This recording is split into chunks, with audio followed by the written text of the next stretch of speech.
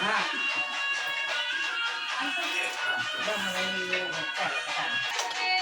એટલે ઉતર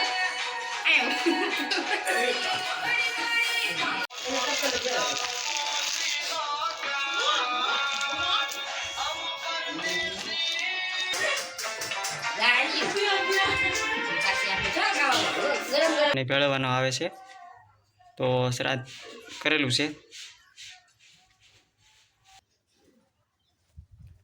hello YouTube family, કેમ છો? મજામાં? જય માતાજી, જય મોગલ। આજે એક નવા વિડીયો સાથે ફરીવાર આવી ગયો છું। તો આજે છે મારા દાદાનું શ્રાદ્ધ। તો શ્રાદ્ધમાં કઈ રીતે હોય છે એ તમને વિડીયોમાં બતાવીશ।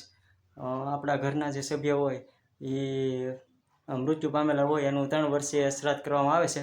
તો કઈ રીતે એની વિધિ હોય છે અને કઈ રીતે જમણવાર હોય છે એ પણ તમને હું બતાવીશ। તો નાના નાના છોકરાઓને અમે જમાડ્યા છે એ પણ તમને બતાવીશ। તો વિડીયોમાં બિના રહેજો તમે। વિડીયો કેવો લાગ્યો એ લાઈક શેર સબસ્ક્રાઈબ કરવાનું ખાસ કરીને ભૂલતા નહીં। તો વિડીયોમાં બિના રહેજો।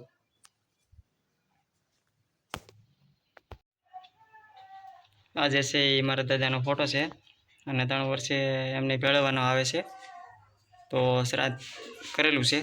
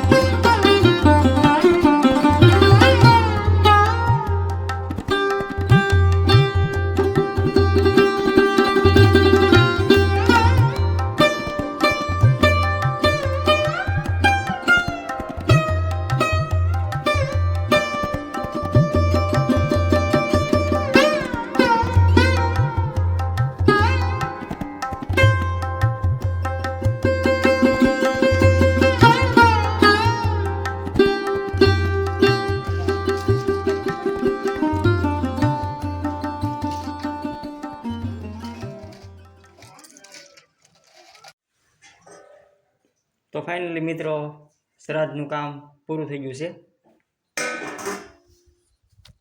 જો ઠાવડા બધું મુકાઈ ગયું છે. તો આપણે વિડીયોને એન્ડ કરી છીએ. તો તમારા પિતૃ હોય એને 3 વર્ષે ભેળવવાના હોય છે, અને મારા દાદા જે દેવ થઈ ગયા હતા એના 3 વર્ષ થઈ ગયા, તો એનું પણ અમે શ્રાદ્ધ કર્યું છે. તો તમે પણ શ્રાદ્ધ કરજો તમારા ઘરના સભ્ય હોય એનું, તો એમને મોક્ષ મળી જાય. તો આ વિડીયોનો એન્ડ કરીશી. તો વિડીયો કેવો લાગ્યો હોય લાઈક શેર સબસ્ક્રાઈબ કરવાનું ખાસ કરીને ભૂલતા નહીં. ત્યાં લગન Tata bye bye see you.